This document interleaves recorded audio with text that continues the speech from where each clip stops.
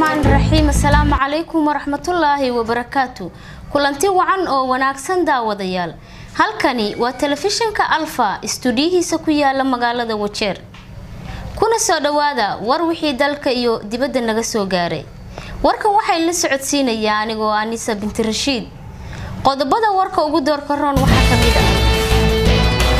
sarakaca guurka oo laga dareemayo ismaamulka Wajeer dadka naafada oo ka andacoonaya in aan la shiidin shaqo aan la guursanin madax ka soo jeeda ismaamulka Wajeer ayaa wuxuu shir ugu soo gabagaboobay magaalada Nairobi hotelka Safari Park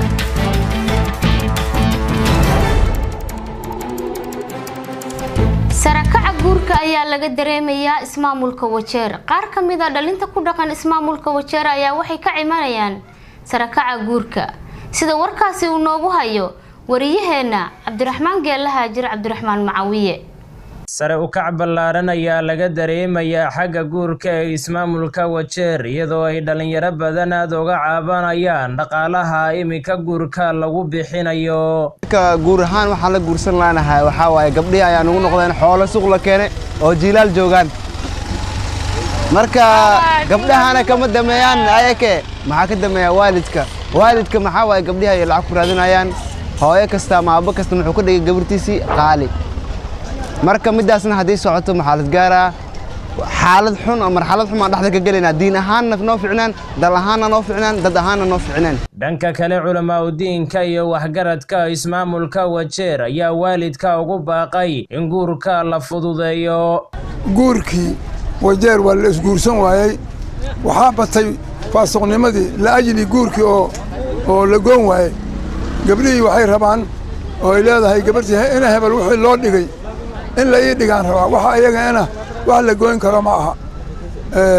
sariiraha iyo gogasha la dhiganayo iyo waxa la haysta wax la gooyn karo ma aha diintanada waxay leedahay naag walba naagtii meerkeeda oo ugu yara yaa ugu faa'iido badan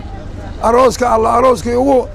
qaraama yara yaa ugu faa'iido badan Zamzam oo ah gabar ka shaqeysa goobta gabdhaha lagu qurxiyay cilaansaarka ayaa ugu baaqday in gabdhaha ay wiilasha guurka u fududeeyaan si iyaguna ganacsigooda oo ugu kala socdo dumarka oo ragga guurka qaali oga dhigeen waxaan u arkaa in aniga dhinacayga ila fiicneen waayo guurka qaal laga dhigay dan ugu ma jirto dumaranahay waqtigeena wuu socdaa waqtigeena xisaab ma laho أنا هذا وحن رحيا حاجة رجع معنا أنا سبت سينايا إن الدمر كجورك أي رقيس كديجان sare u kaca ballaaran ee laga dareemayo guurka ayaa ay dhalinyaro badani ka caabanayaan iyadoo waxgaradka ku dhaqan ismaamulka Wajeer iyo culamaa u diinka ay ugu baaqeen bulshada in guurka la fududeeyo Cabdiraxmaan Geelaha Jir Cabdiraxmaan Macaawiye Alpha TV ismaamulka Wajeer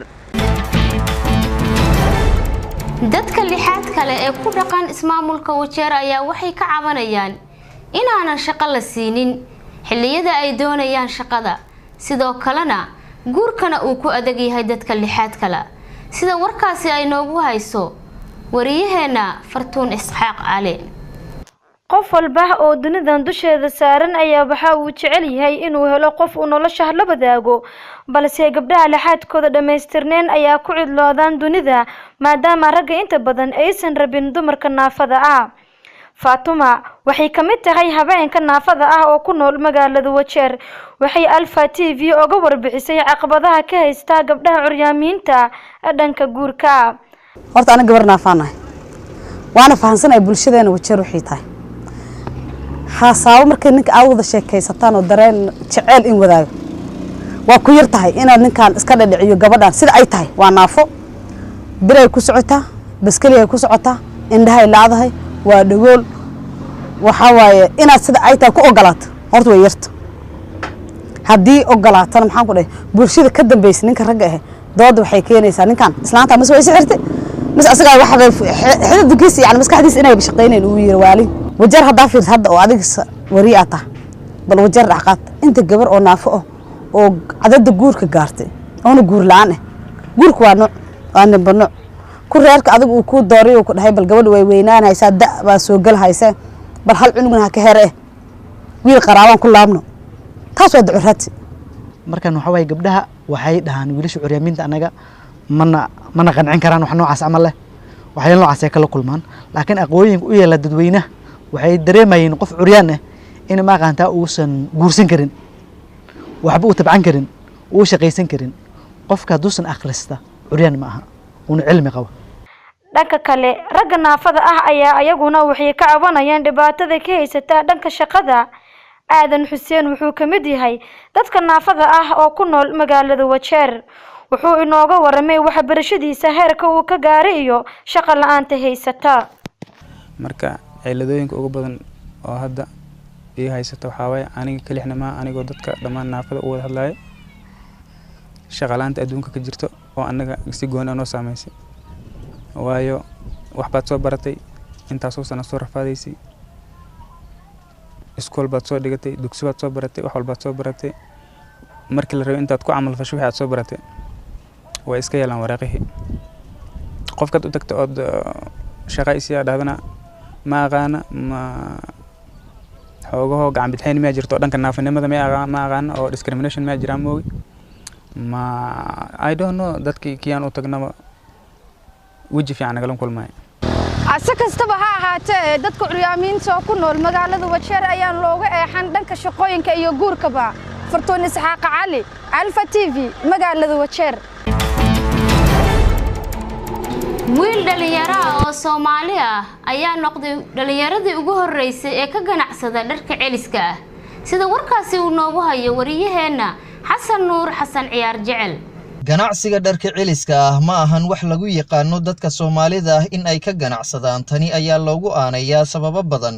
oo ay ka mid tahay in ganacsiga dharka celiska ah uu baalmaro himilada Soomaalidu ay ka leedahay beecsharada oo ah in ay ka shaqeystaan ganacsiyo dakhli badan uu ka soo xaroodo iyo dulqaadka qofka iibinayo dharka la rabo in uu la imaado kuwa oo maalinkii intooda badan cadceedda kuleelkeeda aan ka harsanin.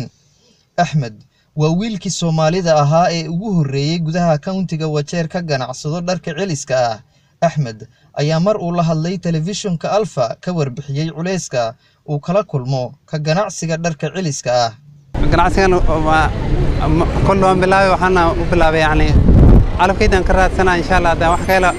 waa kale lacag waa kale alxamdulillah oo baaga shaqadan dadkeena badana shaqadan dharka waxay dhahay mutumbawa waa xoogo kasta dadka magay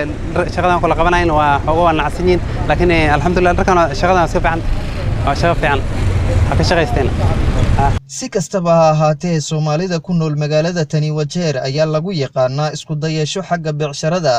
Talow Axmed miyuu heli doonaa kuwa ku cariiriyo ganacsiga dharka celiska ah? Xasan Nuur Xasan Ciyaar Jecel telefishinka Alfa gudaha ismaamulkani Wajeer. waxaa soo gabagaboobay shir ay madaxda ka soo jeeda ismaamulka Wajeer ku lahaayeen hotelka Safari Park ee magaalada Nairobi. shirkaasi waxaa soo qaban qaabiyay hay'adaha kala ah UNDP iyo CRA. shirkaasi waxaa ka soo qayb galay konsulka dalka Kenya u fadhiya dalka Qatar, barasaabka ismaamulka Wajeer Maxamed Cabdi Maxamuud, senatarada sida magacaabida ku soo gashay aqalka senatarka Farxiye Cali Xaaji. shirkaasi ayaa waxa looga gal lahaa sidii ay wada shaqayn uga dhaxayn lahayd dawladda uu hogaamiyo barasaab Maxamed Cabdi Maxamuud iyo golaha wakiilada shacabka ee ismaamulka Wajeer. arrintaas waa arrin fiican in maaragtay ay isla wada shaqeeyaan executive-ka amaba maamulka oo aan weyn yahay inay isla wada shaqeeyaan waa muhiim maxaa yeelay haddii ay wada shaqeyn waayaan waxa waaye waxa dhacaysa in ay howlaha ay socon waayaan shaqada ay socon ways marka ujeedayaalka hadda shirkan maanta dhacay waxa waaye waa ujeedada ugu weyn oo ah in la sakeena MCS-ka iyo ragga iyo haweenka kale oo executive-ka ka shaqeeya. taas markaan waxay markaan ay horumar waxay dhalinaysaa horumar iyo ismaqal iyo wax qabasho ay dhali doontaa. daawadayaal intaasina waxa noogu eg war wixii dalka iyo dibadda naga soo gaaray wararkan waxaad kala socotaan telefishinka Alfa stuudiyihiisa ku yaala magaalada Wajeer inta warkani xiga waxaan leeyahay sidaas iyo nabadgelyo